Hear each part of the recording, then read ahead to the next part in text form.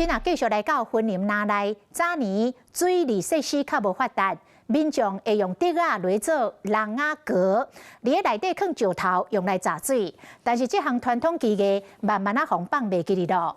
为着要互更较侪人认捌人仔阁，而且来体验到早期先民抢水的辛苦，那内一间农场明仔载后日要来举办抢水节的活动。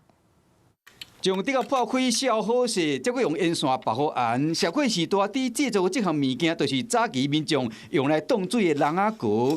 这款阁历史是为日本时代就有啊，因为水利设施的进步已经渐渐啊消失去啊。那讲要做这款的，迄是较早日本时代传来啦。咱唔敢讲做个放掉，是讲有人讲做要搁做出来互看。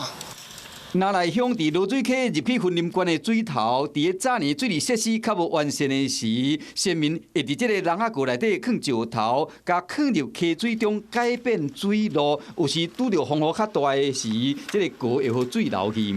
早前伫咱罗水溪花吼，为着要把水做入来咱的水门，互咱灌溉有水好用，所以讲拢爱大量使用这。 明仔载到后日，也就是12、13有办抢水节的活动。透过光国比赛，除了会当体验先民抢水的智慧甲辛苦，同时嘛会当将这项文化甲保存落来。